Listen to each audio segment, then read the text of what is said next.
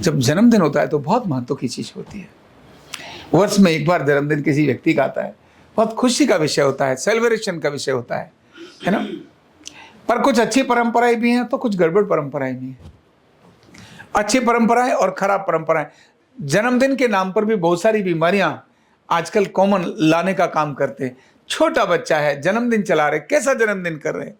वो जन्मदिन नॉर्मली जो खराब प्रक्रिया है, जैसे केक लाए, अब केक में बहुत सारी ऐसी चीजें हैं जो अनहेल्दी होती हैं।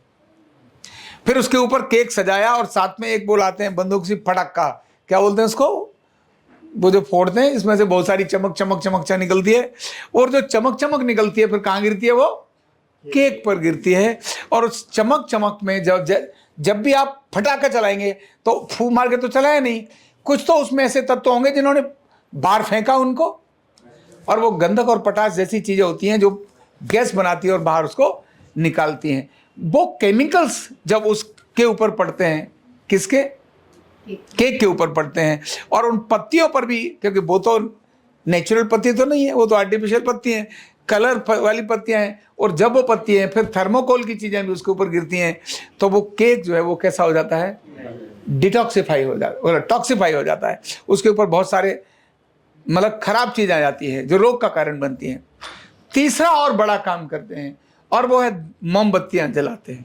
क्या जलाते हैं, केक के ऊपर मोमबत्ती रखेंगे और मोमबत्ती पहले जलाएंगे, जलाना अच्छी बात है, लेकिन जैसे ही उस पर बुझाएंगे तो कभी भी कोई भी बत्ती बुझने के बाद ऑक्सीजन छोड़ती है ना, ऑक्सीजन छोड़ती है ना बहुत सारी, वो हाँ जी कह रहे, अरे ऑक्सीजन नहीं छोड़ती है, क्या छोड़ती है, बहुत सारी कार्बनिक गैसेज छोड़ती है। केवल कार्बन डाइऑक्साइड नहीं है, अनेक सारी कार्बनिक गैसेज हैं। एक कार्बनिक गैस नहीं है, कार्बनिक गैसेज तो कई सारी हैं, तो वो गैसेज को छोड़ती है। और जो व्यक्ति फूंक मारता है, बच्चा जो बुझाता है, ऐसे करता है, तो तुरंत फूंक करके आप भी करो तो उल्टी सांस आएगी, क्रिया की प्रतिक्रिया होती ही है। तो ऐसे करते हैं, जैसे फूंक मारते हैं तो फूंक से उसकी लौ बाहर जाती है, धुआं आपकी तरफ आता है। जब भी आप फूंक मारेंगे तो देखेंगे, लौ पर फूंक मारेंगे तो धुआं आपकी तरफ आएगा। तो न चाहने के बाद भी वो अनेक सारी कार्बनिक गैसेज को अपने अंदर लेता है और उसके कारण उसको बीमारियों का कारण बनता है। तो केक काटना और केक के ऊपर वो सारी चीज डालना, केक खाना बुरा नहीं है।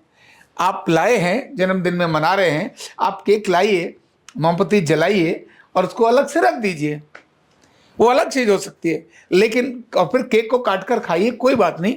ऐसे तो शुभ काम पर काटना खराब होता है। जो शुभ समय होता है उस समय काटा नहीं जाता है। भारतीय परंपरा जोड़ने की होती है, कभी भी तोड़ने की नहीं होती है, काटने की नहीं होती है। कैंची से रिबन काटना ये हमारी भारत की परंपरा नहीं है।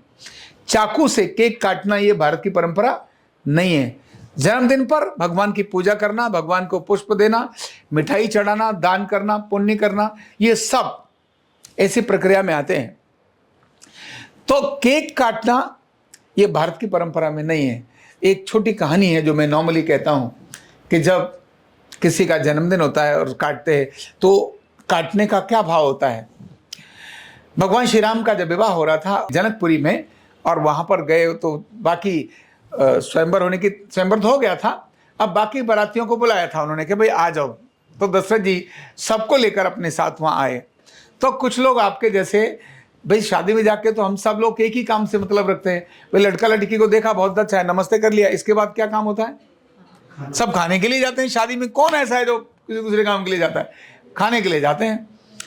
तो खाने में, और गांव में तो पहले से ये परंपरा थी, खाने में क्या बनाए लोग देखते थे। तो कुछ बाराती चुपके चुपके गए और मंडप में जाने, उधर जाने के बाद देखने लगे क्या बना है। और जब पूछा उनको क्या बना है तो उन्होंने कहा साहब दाल और चावल बने हैं, खिचड़ी बनी है। उन्होंने कहा खिचड़ी खाने आएंगे भाई, बारात में आए, यहाँ पे खिचड़ी खिलाई जाएगी क्या, दाल चावल खिलाई जाएंगे क्या, ये क्या मतलब है, कोई मीठा पकवान वगैरह सब तो होना चाहिए था, वो तो कुछ बता नहीं रहे है। और वो आके उन्होंने दशरथ जी को बात कर दी। दशरथ जी को कहा कि महाराज यहाँ तो स्वागत आपका है ना, दाल चावल से होने वाला है, खिचड़ी से होने वाला है, ये है दावत। तो दशरथ जी समझदार थे, उन्होंने कहा नहीं, जनक बहुत बड़े राजा हैं, ऐसा थोड़ा ना होगा, और हमको बुलाया है तो सब ऐसे थोड़ा ना होगा। तो ऐसे ही उन्होंने बातचीत करते करते जनक जी ने और दशरथ जी की जब मुलाकात हुई तो उन्होंने ऐसे पूछ लिया और कैसे क्या चल रहा है, क्या क्या तैयारी हो रही है, क्या क्या बना है खाने पीने में। जनक जी समझ गए, बोले मामला कुछ है। तो जनक जी ने कहा वो सब बना है जो कल्पना कर सकते हैं, ऐसे सभी 56 प्रकार के जो पकवान हैं मेरे यहाँ बने हैं, जो कल्पना कर सकता है वो सब पकवान मेरे यहाँ बने, लेकिन शुरुआत हम दाल चावल से करेंगे, खिचड़ी से करेंगे। और उन्होंने कहा कि खिचड़ी से इसीलिए करना चाहेंगे क्योंकि खिचड़ी जो है ना, दाल और चावल कभी भी मिलाकर ही खाए जाते हैं, बाकी सब चीजें तोड़कर खाई जाती हैं। लड्डू खाएंगे तो तोड़ेंगे, पूड़ी खाएंगे तो तोड़ेंगे, कुछ भी इमरती खाएंगे तो तोड़ेंगे, कुछ भी आप मिष्ठान खाएंगे तो उसको तोड़ेंगे। लेकिन क्योंकि दो परिवारों का मिलन हो रहा है, ये शुभ घड़ी है, ये अच्छी प्रक्रिया है, ऐसे में तोड़ने वाली चीज न होकर जोड़ने वाली चीजें देनी चाहिए।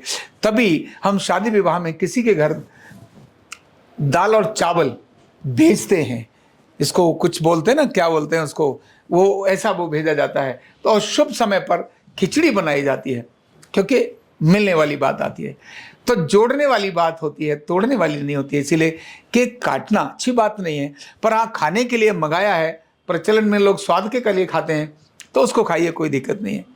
और ऐसे दीपक बुझाना भी बहुत अपशुभ का समय होता है, दीपक जलाना ही चाहिए। जन्मदिन है तो दीपक, अगर मान लो आप 20 साल के हो गए तो 20वां दीपक जलाइए, पहले से 19 जला के रखिए, 20वां और जोड़ दीजिए, 20 दीपक जलाइए, बुझाइए नहीं। क्योंकि बुझाने के लिए कहते हैं 1 लाख पूत 1.25 लाख नाती, वह रावण घर दिया न बाती।